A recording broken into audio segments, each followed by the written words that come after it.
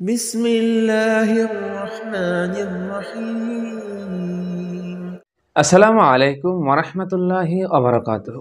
প্রিয় দিনী ভাই ও বোনেরা, আশা করি আল্লাহ সুবহানাহু ওয়া তাআলার রহমতে আপনারা সকলেই ভালো আছেন। আজকে আলোচনা করব এমন একজন বাদশা সম্পর্কে, যেই বাদশার মৃত্যুর পরেই কিন্তু ইমাম মাহদী আলাইহিস সালাম আত্মপ্রকাশ করবেন। আর সেই বাদশাটিকে, যেই বাদশার ইন্তেকালের পরপরেই একটা বিশৃঙ্খলা দেখা দেবে, আর তারপরেই ইমাম মাহদী আলাইহিস সালাম আত্মপ্রকাশ করবেন।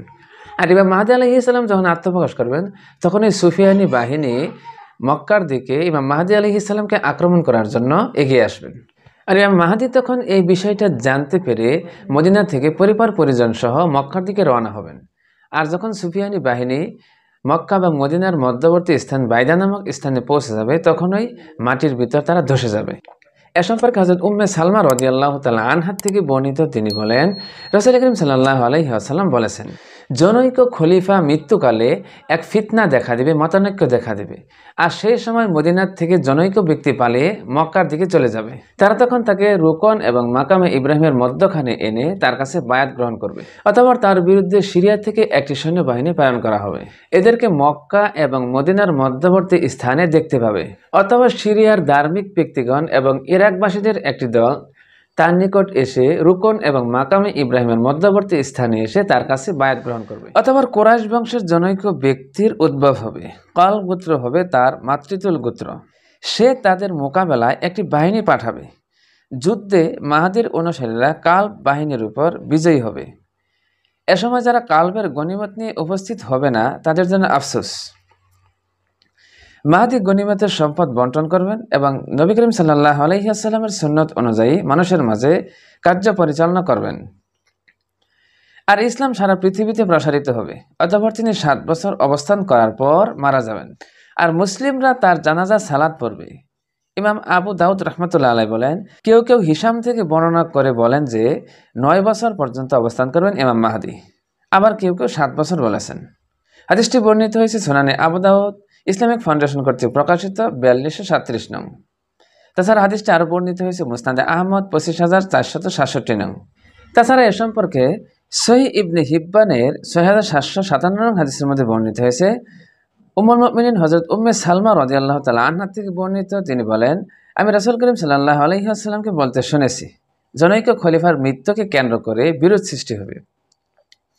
তখন মদিনার একজন লোক পালিয়ে মক্কায় চলে আসবে। মক্কার লোকেরা তাকে খুঁজে বের করে অনিচ্ছা সত্ত্বেও রুকন এবং মাকামে ইব্রাহিমের মাঝখানে এসে বায়াত গ্রহণ করবে। বায়াতের খবর শুনে সিরিয়ার দিক থেকে এক বিশাল বাহিনী প্রেরিত হবে। মক্কা মদিনার মাঝামাঝি বাইদা নামক স্থানে এসে পৌঁছানোর পর ওই বাহিনীটিকে ভূগর্ভে ধসিয়ে দেওয়া হবে। বাহিনী ধ্বংসের সংবাদ শুনে সিরিয়ার আবদাল শ্রেষ্ঠ মুসলমানগণ আর ইরাকের আসাইব বা সম্মানিত মুসলিম ব্যক্তিবর্গ মক্কায় এসে ইমাম মাহাদির হাতে বায়াত হবে। অতঃপর সিরিয়ায় বনু কালব গোত্রের এক কুরাইশের আবির্ভাব হবে। সিরিয়ার দিক থেকে সে বাহিনী প্রেরণ করবে। আল্লাহ তাআলা তাদেরকে পরাস্ত করবেন, যার ফলে তাদের উপর বিপদ নেমে আসবে। এটি হলো কালবের যুদ্ধ। যে ব্যক্তি কালবের যুদ্ধলব্ধ সম্পদ থেকে বঞ্চিত হবে, মানে কালব যুদ্ধের গনিমতের মাল থেকে বঞ্চিত হবে, সে ব্যর্থ বলে বিবেচিত হবে। অতঃপর তিনি দন ভাণ্ডার খুলে দিবেন, মাল দৌলত বন্টন করবেন এবং ইসলামকে বিশ্বময় খেলাফতের আদলে সুপ্রতিষ্ঠিত করবেন। এই অবস্থা অব্যাহত থাকবে 7 বছর কিংবা 9 বছর। ইবনে হিব্বান হাদিস নং 6757। তো প্রথম হাদিসটি থেকে স্পষ্ট বোঝা যায় যে যখনই একজন খলিফার মৃত্যু হবে, তার মৃত্যুর পরপরই একটা ফিতনা দেখা দিবে। আর সেই ফিতনার মাঝখানে কিন্তু ইমাম মাহদী আলাইহিস সালাম আগমন করবেন। আর তখনই কিন্তু সুফিয়ানি বাহিনী তাকে আক্রমণ করার জন্য আগমন করবে। এখন সেই বাদশাকে, জিনার ইন্তেকালের পর একটা ফিতনা দেখা দিবে। আর সেই বাদশাকে এ সম্পর্কে অধিকাংশ ইসলামিক স্কলারগণ অনুমান করতেছেন, ধারণা করতেছেন, তিনি হবেন বর্তমানে সৌদি আরবের বাদশা সালমান। আর উনি কিন্তু বয়সের দিক থেকে অনেক দুর্বল হয়ে গেছেন। তার বয়স কিন্তু 90 পার হয়ে গেছে।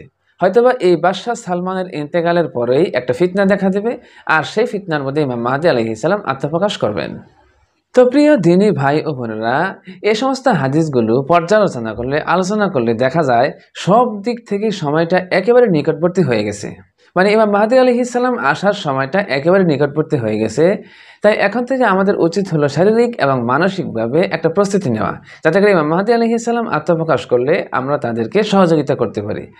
আল্লাহ সুবহানাহু ওয়া তাআলা যেন আমাদের সকলকে ইমাম মাহদী আলাইহিস সালামের সৈনিক হওয়ার তৌফিক দান করেন। তো আজকের মতো এখানেই শেষ করছি। সকলেই আল্লাহ সুবহানাহু ওয়া তাআলার রহমতে ভালো থাকবেন, সুস্থ থাকবেন। আসসালামু আলাইকুম ওয়া রাহমাতুল্লাহি ওয়া বারাকাতুহু।